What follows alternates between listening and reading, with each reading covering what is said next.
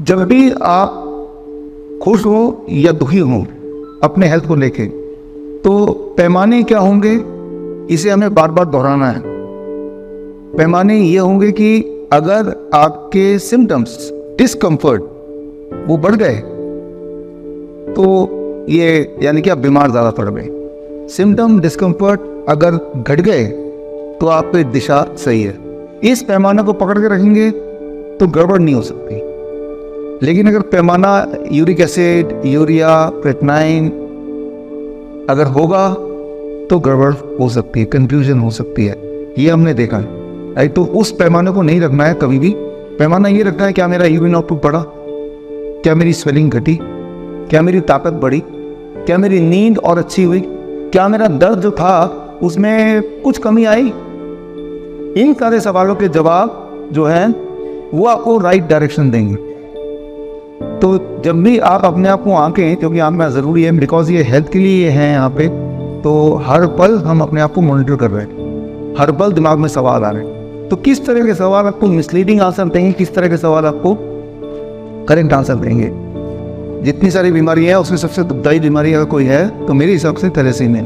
Thalassaemia मतलब ऐसे बच्चे जिनको हर महीने ब्लड चढ़ता है, खून चढ़ता है, और जिस तरह से आपकी गाड़ी है, कुछ समय बाद आप पेट्रोल डालते हैं, नहीं तो गाड़ी वहीं रुक जाएगी। उनकी ज़िंदगी गाड़ी वहीं रुक जाएगी अगर उनको खून नहीं चढ़ा तो। उनके पेरेंट्स को इस बात का परवाह नहीं कि बच्चा स्कूल जा रहा है, फर्स्ट आ रहा है, पढ़ाई कर रहा है कि नहीं, परवाह सिर्फ इस बात का बच्चा जिंदा है कि नहीं।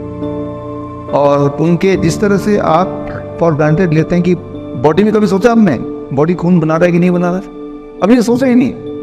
हमें क्या लेना देना बॉडी बाल बना रहा है कि नहीं, खून बना रहा है कि नहीं, वो तो बॉडी का काम है। उनके लिए ऐसा नहीं है। उनकी बॉडी का खून कम होता जाता है। जिस तरह से आप बार बार पेट्रोल की रीडिंग देखते हैं, कम तो नहीं हो गया, वैसे उसकी डैडी मम्मी देखते हैं हीमोग्लोबिन कम तो नहीं हो गया, और हर महीने कम होगा तो हर महीने ही कई साल से खून चलाते रहते हैं। और ऐसे बच्चों की जो आयु होती है मैक्सिमम होती है 22 साल, मर जाते हैं। बाय द टाइम बाकी सारे पेरेंट्स के बच्चे जवान होते हैं, दैट इज़ द टाइम जब वो मरने वाले हो।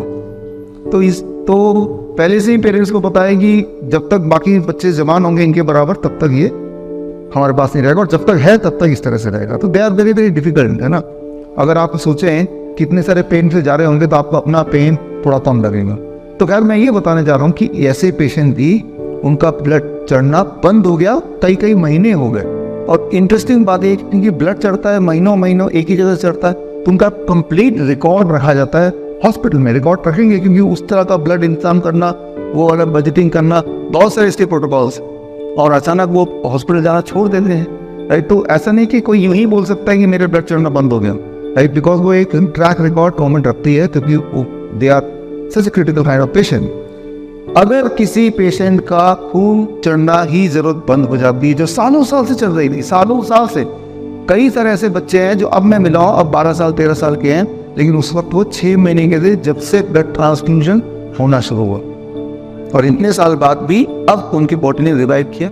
जो भी कोई बोलते हैं दुनिया में मैं कैंसर का पेशेंट हूँ, उसका हवाला क्या होता है?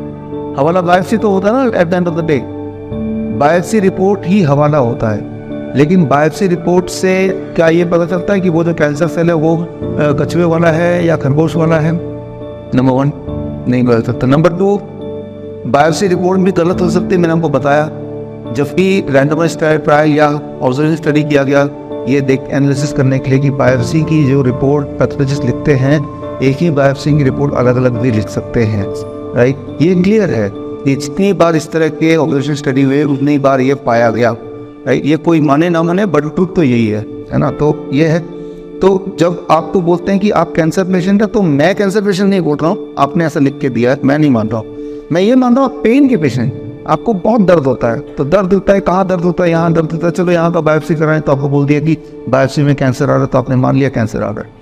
हो सकता है नाम दोनों ही हो सकता है जो दर्द है उसकी वजह कुछ और हो, और बाई दी वे वहाँ पे कछुआ भी बैठा हुआ था और उसी को कैंसर समझ लिया, ऐसे भी तो हो सकता है। तो बाई दी वे वहाँ पे कोई इंजरी हो, लेकिन साथ में जो सैंपल लिया उसमें टॉर्टोइज वाला सेल था, जो कि होता ही है, और इसको देख के बोल दिया कि ये कैंसर है। तो ये समझना होगा कि डायग्नोस्टिक्स के ऊपर आप निर्भर रहेंगे तो डायग्नोस्टिक्स अपने आप में रिलायबल नहीं है। और डायग्नोस्टिक को देख तो हमें कैसे पता चलेगा हमारी कैंसर ठीक होगी नहीं, ये एक सवाल है जो अक्सर लोग पूछते हैं, कई बार पूछते हैं हमें कैसे पता चलेगा। इसका जवाब भी मैं कई बार देता हूँ, आपको सिर्फ ऐसे पता चलेगा क्या मेरा सिम्टम ठीक हो रहा है। जैसे आपको पेन था, पेन किलर से भी ठीक नहीं होता था, अब पेन किलर खत्म हो गया, पेन भी खत्म हो गया, यानी कि आप ठीक हो गए।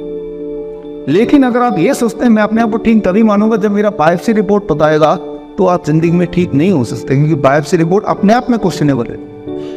कि अगर मैं अपना प्रोस्टेट का मैं चेक कराऊं, बायोप्सी कराऊं, 70% चांसेस हैं, फॉर दैट मैटर किसी के लिए भी 70% चांसेस हैं कि वो बोलेंगे ये आप फुल ब्लोन कैंसर के पेशेंट हैं, फुल ब्लोन है। तो कभी भी ये बोलना कि मैं कैंसर पेशेंट हूँ या नहीं हूँ, तो उसका basis is the biopsy which is known to be gold standard. Gold standard अपने आप में क्वेश्चनेबल साइंस है, इस बात को समझ लीजिए। जब आप हॉट वाटर में बैठते हैं तो आपको जो लोग बैठे हैं उनको पता है कि बॉडी में हलचल होती है ना, हार्ट बीट बढ़ जाता है, पल्स रेट बढ़ जाता है, ऐसा लगता है जैसे कि आप दौड़ रहे हो, जैसे आप जिम में जा रहे हो, ऐसे लगता है ना, सांसें उभरने लगती है, ऐसा लगता है पता नहीं कितना मेहनत कर रहे हैं। देखने वाले लोग बैठे तो है, लेकिन आपको पता है कि आपको मेहनत हो रही है। जब मेहनत हो रही होगी, आप बैठे हैं लेकिन बॉडी मेहनत कर रहा है, क्लियर है ना। जब बॉडी मेहनत करता है तो बॉडी में मसल्स टूटते हैं, और जितना मसल टूटेगा उतना आप क्या होंगे, जितना मसल टूटेगा उतना ब्लड में क्रिएटिनिन बढ़ेगा, समझ रहे हैं आप, मसल टूटने से। और फिर वो धीरे धीरे यूरिन से बाहर निकलेगा, कुछ दिनों में क्रिएटिनिन भी ठीक होने लगेगा, राइट। तो जितनी बार आप एक्सरसाइज करेंगे स्ट्रांगली, उतनी बार क्रिएटिनिन पहले बढ़ेगा, फिर यूरिन फ्लश आउट करेगा उसको, यही उसका प्रोसेस है। इसलिए जब क्रिएटिनिन को देख के आप अगर सोचेंगे कि मेरा हेल्थ किडनी का क्रिएटिनिन पे निर्भर है, तो आप मिसलीड होंगे। तो क्या देखना चाहिए हमें, मेरा ब्लड शुगर ठीक हुआ कि, मेरा स्वेलिंग ठीक हुआ कि नहीं, मेरी यूरिन फ्लो ठीक हुआ कि नहीं, मेरी यूरिन फ्रीक्वेंसी कम हुई कि नहीं। यूरिन फ्लो बढ़ेगा, यूरिन फ्रीक्वेंसी कम होगी, राइट।